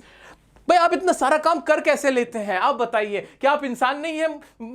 ठीक है, मेरे मुंह में कुछ और आ रहा था, मैंने कहीं किसी के इंटरव्यू में सुना थी, वही लाइन में बोलने वाला था, बट नहीं बोलूंगा। ठीक है, आप कैसे कर लेते हैं? आप इंसान भी है कि नहीं? ऐसा कुछ वो पूछ रहा है, तो वो बताता है नहीं मैं, मुझे कोई कुछ भी कहे लेकिन मैं टाइम निकाल लेता हूं। चलो क्या बोलते हैं सुनते हैं। Eco views himself as an academic scholar, attending academic conferences during the week and writing novels on Sundays. Eco बताते हैं कि मैं अपने आप को एक academic scholar मानता हूं। मैं सारा हफ्ते में पूरे दिन तो क्या करता रहता हूं, मैं कॉन्फ्रेंसेस अटेंड करता हूं, संडे को नॉवल का काम करता हूं। और फिर क्या कहते हैं, the fact that other see him as a novelist rather than a scholar does not affect him। लोग मुझे नॉवलिस्ट मानते हैं, स्कॉलर नहीं मानते, कोई बात नहीं, मुझे फर्क नहीं पड़ता। ठीक है, as he understands the challenge of influencing millions of people through academic work. वो जानते हैं कि ये मेरी जिम्मेदारी है मिलियंस ऑफ पीपल को इंप्रेस करने का। Eco believe there are gaps in our life similar to the gaps in atoms and the universe, which he refers to the interstices. वो कहते हैं, इंटरस्टिस एक इंपॉर्टेंट वर्ड है, स्पेस के लिए यूज किया जाता है। वो कहते हैं कि हमारी लाइफ भी कुछ इसी तरह से होती है जैसे एटम होते हैं यूनिवर्स के अंदर और उसमें जो गैप्स होते हैं। आगे क्या है, it is during this time that he is most productive. और जब वो इस टाइम में होते हैं तभी वो सबसे ज्यादा प्रोडक्टिव होते हैं। Okay, when discussing his novel, Eco notes that it is not an easy read, combining elements of detective work, metaphysics, theology and medieval history। वो कहते हैं आसान नहीं है जो काम मैं करता हूँ, इसमें ना सब कुछ कंबाइन करना पड़ता है, एस्थेटिक्स भी, medieval हिस्ट्री भी और ये साइंस भी, सब कुछ मुझे कंबाइन करके लिखना पड़ता है। मजाक नहीं है, मेरी इज्जत करो, इज्जत चाहिए अपन को फुल, ये कह रहा है इस वक्त यहाँ पे। He also says that if the novel had been written 10 years earlier or later, it wouldn't have achieved the same level of success, leaving the reason for its success a mystery। और इसमें बोल रहे थे कि भाई अगर ये 10 साल पहले लिखा गया तब इतना कामयाब ना होता, लेकिन ये कामयाब अब हुआ है क्योंकि अभी सही टाइम था। ठीक है, सो दोस्तों ये था द इंटरव्यू चैप्टर। अब इससे related important words, important lines आपको अपनी इसी नोटबुक में लिखनी है। जितना याद आ रहा है अभी, जितना थोड़ा सा रिवाइंड करो ना, आएगा याद, वो लिख लो। Last chapter of the book, going places. क्या है ये स्टोरी, देख लेते हैं। इसके अंदर दो लड़कियों की कहानी है, Sophie and Jansie, are teenager friend. दोनों टीनेजर हैं, दोस्त हैं। अब ये चैप्टर पूरा पता है किसके ऊपर है? टीनेज के अंदर ना बड़े बड़े सपने होते हैं, ख्वाब होते हैं, आदमी हवा में उड़ रहा होता है। ये वही कहानी, तुम लोगों की कहानी है, टीनेजर तुम भी तो हो। आ जाओ, लेकिन मेरे अंदर भी जो टीनेजर है वो आज तक मरा नहीं है, तुमसे ज्यादा टीनेजर हूं मैं। आ जाओ चलो। Sophie is a dreamer, ambitious but poor. Sophie ना बहुत बड़ी ड्रीमर है, डे ड्रीमर है, बड़े बड़े ख्वाब है उसके, ऐसे ऐसे ख्वाब देखती है जो पॉसिबल नहीं हो सकते, लेकिन गरीब है। ज्यादातर लोगों का इस उम्र में, तुम्हारा भी यही हुआ होगा, मेरा भी यही हुआ था, जब पैसा नहीं होता ना तब ख्वाब होते हैं, और जब पैसा होता है तो ख्वाब मर जाते हैं। क्या बोल गया यार मैं, आगे आ जाओ, सच निकल रहा है मुंह से। Gen Z is practical, both works in a biscuit factory, दोनों बिस्किट फैक्ट्री में काम करती हैं। और जेनजी जो उसकी फ्रेंड है वो थोड़ी प्रैक्टिकल है, वो उसको समझाती रहती है भाई ऐसे डे ड्रीम मत किया कर। और क्या बताएगा इस चैप्टर में मोटा मोटा, Sophie likes a football player Danny Casey. Danny कैसी नाम का एक फुटबॉल प्लेयर है, जैसे रोनाल्डो को तुम पसंद करते हो ना, बिल्कुल वैसे ही विराट कोहली को जैसे तुम पसंद करते हो, अरे विराट, ऐसे करके सोफी उसकी दीवानी है। और लेकिन सोफी इतनी दीवानी है कि she creates stories, false stories create कर देती है अबाउट मीटिंग में। लोगों को कहती है मैं तो पता उससे मिली थी, झूठ बोलने लगती है, अपनी दुनिया में मगन है, जबकि उससे वो मिली भी नहीं थी। Sophie went to watch a football match where Casey won match for his team. वो अपने भाई को बोलती है नहीं नहीं मेरा विश्वास कर, विराट कोहली से, आई मीन डेनी कैसी से मैं मिली हूं, लेकिन वो सच्चाई होती नहीं मिलती है। तो एक बार वो पूरी फैमिली ना मैच देखने जाती है, जहां पे डेनी कैसी ने फुटबॉल मैच अपनी टीम को गोल करके जिता दिया होता है, अपनी टीम को जिता दिया फुटबॉल मैच। और वो इंतजार करती है मुझसे मिलना आएगा, देख रुक नहीं भाई देख आएगा, वो नहीं आता है। लेकिन वो फिर भी कहती रहती है नहीं डेनी कैसी से मेरी दोस्ती है एंड वो मेरे को पसंद करता है, जानता है मेरे को, मतलब ये कहती है वो। टोटल कहानी बस यही है, इसमें सिर्फ टीनेज के टाइम पे जो जो आपको फील हो रहा होता है वो सारी चीजें दिखाई गई है। दोनों कंट्रास्टिंग सिचुएशन दिखाई है दो लड़कियों की। आओ इसको अब डिटेल में पढ़ते हैं। Sophie a teenage girl who is filled with dreams and ambitions despite her family's financial struggle। Sophie एक टीनेज लड़की है, वो हमने पढ़ी रखा है, उसके ड्रीम्स हैं, एम्बिशंस हैं उसके बहुत सारे, और लेकिन उसकी फाइनेंशियल कंडीशन, उसकी फैमिली क्या है, वो बहुत स्ट्रगलिंग है, ठीक है। She aspires to own a boutique and be a famous fashion designer और एक्ट्रेस। वो एक बुटीक को ओन करना चाहती है, उसकी मालकिन बनना चाहती है, एक एक्टर भी बनना चाहती है, अगर गलती से एक्टर बन जाए या फैशन डिजाइनर बन जाए मशहूर, उसे फेम चाहिए, मनी चाहिए। तुम जैसी है बिल्कुल लड़कियों, तुम में से कितनी ऐसी जो मेकअप आर्टिस्ट बनना चाहती है, सच सच मुझे बता दो। आगे बढ़ते हैं। Her friend Jansie is practical and tries to keep Sophie realistic but her efforts go to waste as Sophie remains in her world of fantasies. Important word practical fantasies, ये याद रखना है हमें कि जेनजी कैसी है। जेनजी प्रैक्टिकल है, वो कन्विंस करती है, परसुएड करती है, उसको ट्राई टू कीप सोफी को रियलिस्टिक करने की कोशिश करती है कि सच्चाई में जी, और तू कहीं कोई बहुत बड़ी अमीर घर की लड़की नहीं है, तू ना एक्ट्रेस बन सकती, जरा नीचे रह के बात कर। लेकिन उसके सारे एफर्ट वेस्ट हो जाते हैं क्योंकि सोफी अपनी किस में रहती है, Sophie lives in her fantasy करती रहती है और कुछ नहीं करती।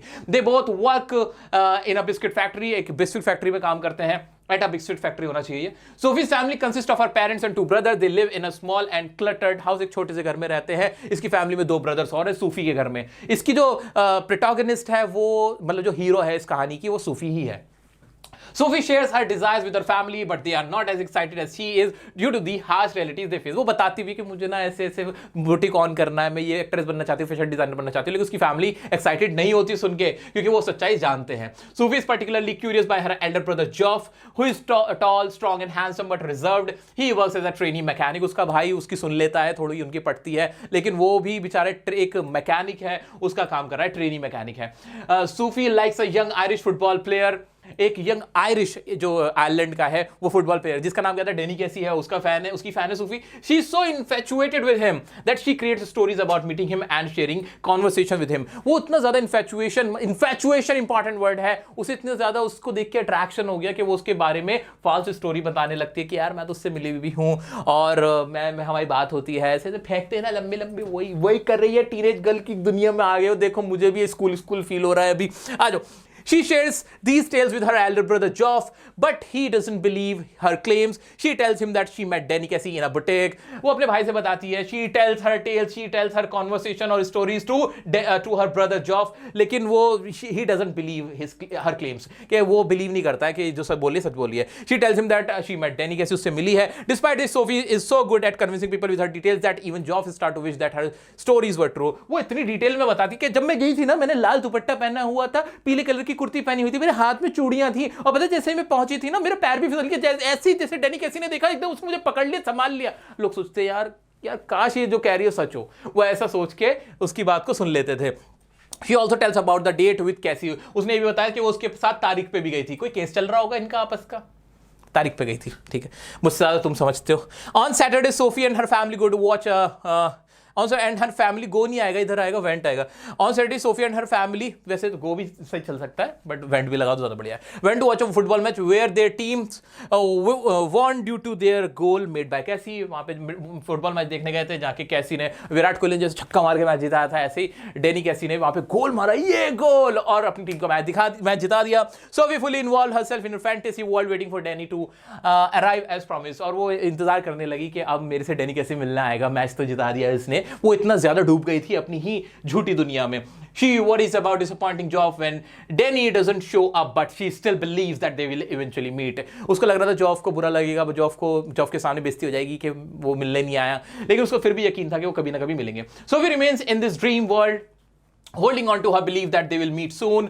The Going Places summary highlights the innocent daydreams of teenagers and how the reality of the world with its challenges and expenses can often shatter such aspirations. But ये कहानी पूरी वही बताती है कि टीनेज में जो आपके ड्रीम्स होते हैं, जो आपके एम्बिशंस होते हैं, वो शैटर हो जाते हैं। शैटर इंपॉर्टेंट वर्ड है, टूट जाते हैं, ब्रेक हो जाते हैं। जो harsh realities of the life होती हैं, फाइनेंशियल स्ट्रगल होता है आपकी फैमिली का, उससे आपकी जो ड्रीम्स होते हैं, जो आपके एम्बिशंस होते हैं, वो सब खत्म हो जाते हैं। इंपॉर्टेंट क्वेश्चन, अब ये बाद में डिस्कस करेंगे हम। यहां खत्म होती है हमारी पूरी क्लास 10th की फ्लैमिंगो के चैप्टर्स की रिवीजन समाप्त होती है। अब आपको करना क्या है, जो आप ये जो वर्ड्स लिख रहे हो ना, जो आपसे मैंने लिखवाई है सारे नोट्स वर्ड जितने भी आप लिख पाए हो, उनको डेली बेस पे एक बार नजर जरूर मारते रहना, और ये सारा कंटेंट आपको मिल जाएगा। इस पे भी बस नजर मारते चलना ताकि भूलो ना। फिर देखना तुम्हें ना आंसर बनाना, एक बढ़िया आंसर बनाना तुम्हें आ जाएगा। कॉम्पिटेंसी बेस्ड क्वेश्चन भी तभी कर पाओगे जब ये सब कुछ आता होगा। उम्मीद करता हूं वीडियो, पहले मुझे बताओ वीडियो के स्टार्टिंग में जब तुमने देखना शुरू किया था और अब तुम्हें फील कैसा हो रहा है, कि कॉन्फिडेंस कितना आ रहा है, मजा आ रहा है कि नहीं, कि अब भी डर लग रहा है, मुझे बता दो। कैसा फील हो रहा है कमेंट में जरूर बताना। अगर पसंद आई वीडियो तो लाइक करना, हर बच्चे तक ये वीडियो शेयर करना चाहिए। अभी कहीं जाने नहीं दूंगा, सुनो मेरी बात। अभी तुम्हें इसका विस्टास का भी मिल जाएगा, पोएम्स का भी मिलेगा, और रिवीजन क्लास होगी लाइव, इसी की कराएंगे लाइव कम समय में, और थोड़ा इसको और डिटेल में पढ़ेंगे। और तुम सब आना, क्योंकि एक बार तुम कर चुके हो, एक बार दोबारा आओगे लाइव रिवीजन में सेम चीज करोगे, याद ही हो जाएगी। अलग से इंग्लिश को टाइम देने की जरूरत ही नहीं। मिलते हैं नेक्स्ट वीडियो में नेक्स्ट टॉपिक के साथ, तब तक के लिए बने रहे DFA के साथ। Love you all, big पुच्ची।